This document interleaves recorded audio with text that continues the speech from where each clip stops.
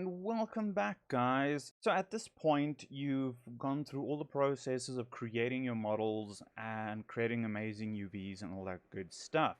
In this next section, we are going to be covering how to get materials and textures onto those models that you've been making. In this specific video, I want to cover the difference between a material and a texture. People tend to get those two things confused. So I would like to remove the confusion by quickly covering those two keywords or jargon, if you were. We're going to be using Arnold as a primary rendering engine. As you can see up here, we have Arnold. So to get into the hypershade or the materials editor within Arnold, we can use this little sphere as a shortcut button, or we can go to Windows, down to Rendering, and there we can see the hypershade as well. So I'm just going to click here while I'm here. Now, by booting it up, sometimes it can take a while depending on your scene. If you already have things in there with materials, so that Maya needs to load up all the existing materials. Within this window, I'm just double clicking the title bar to maximize it. Let's make this a little bit smaller. We want to change our render preview window from hardware to Arnold so that we can see our materials. So for example, if I choose this little Lambert guy, you'll see it will bring in the shader ball inside this little window, and Arnold generates a preview of your material in a pre-decided setting. Now, you can change what environment it is in to closer match the environment your material is going to live in by changing this little drop down from interior color to neutral. It keeps the same environment, but it goes into a grayscale. So now we can go interior color. As you can see, it changes the environment. Now I'm holding down Alt and left clicking and dragging to rotate around my shader ball. Now let's go see what else is in here. Exterior.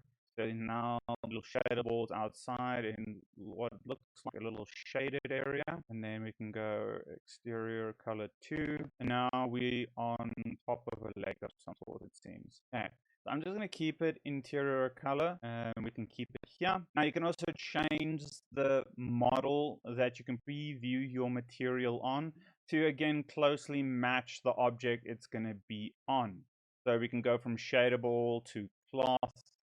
As you can see, a little cloth draping over a ball. We can go to teacup, ocean. If we're creating water effects and water materials, we can do ocean splash again. Same principle, it's water. We can see how we build the shader for water and how it would look. Glass with a splash. Then we get our hair just to get some hair. And as it decides to load in. There we go. You can play with this if we are creating materials for hair, and so on and so forth. Now, I prefer using the shader ball because it shows a bunch of different surfaces, like hard, super sharp corners versus slight curves, rounded corners, all the good stuff. So it kind of covers all the basics when it comes to potential model you will be working with. I like using this guy. In this window is where we create a material. A material is how something looks in the sense of, is it glossy, is it matte, does it look wet, is it transparent, is it water, so you can like create the material to create murky water, bright blue, ocean water, all that kinds of good stuff. So this is what it feels like in the sense of, like I said, shiny, matte, super glossy, chromy, metally, plasticky, all that good stuff. And it's as easy as going into a little texture guy here. We can go into shaders, and we have a bunch of different shaders we use. So we want to use a surface shader, so it goes on to the surface, and the one we always tend to use within Arnold is the default Arnold shader, this guy right here, the AI standard surface shader. So click on that, and as you can see, it goes into our work area, the shader network or the material network. We're going to be covering most of the little options in here, but not all of them, because there are a lot, and this is only an essentials course. Now, this is now the material. Now, to get a texture onto this material, we need to plug in some sort of image. So I'm going to drag a window over into display here. And as you can see, a texture is built up of different types of texture images or texture maps. So you'll see in this guy here, that is the albedo, which is in Arnold's terms just a default color. We got ambient occlusion, which is a form of shadow generation without any lighting. And then we got a bunch of others that I will be covering at a later stage. I'm going to put this window off to the side now. Now, again, I can go grab this guy like here in the materials selector window. So I'm just going to go open up this thing here, select all of this guy here so I can move my network up. I can also scroll in and out to zoom in and out on my networks.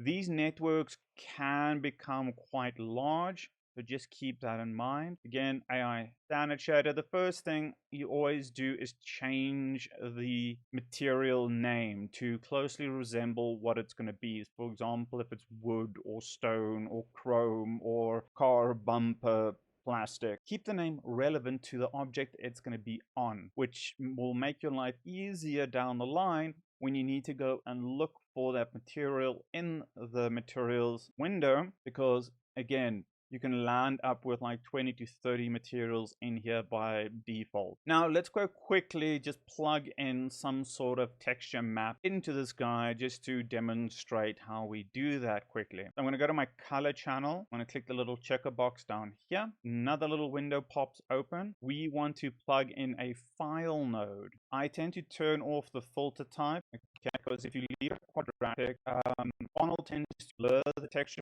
file a little bit. But if you've made the texture to perfectly fit your mesh by using your UV maps and all that stuff, you can turn that off so your textures can stay nice and crisp. Now, inside my image here, I'm going to click the little folder. I'm going to go navigate to my source images. By default, I've already set my project, so it'll open up my source images. We are currently doing section 7, and here I've got a bunch those same texture files that I just showed you. I'm going to use albedo and click open. We've changed the texture type. So I'm going to end this lesson off here. You should be able to now quickly and plug in a default texture into its color node. And with this, you should be able to discern between a texture and a material or a shader network. So I tend to use material and shader network indiscriminately in the sense of they mean the same thing, whereas a texture is something totally different to shader and material. The texture is what you plug into your shader to change something on the shader. So with that said, I shall catch you in the next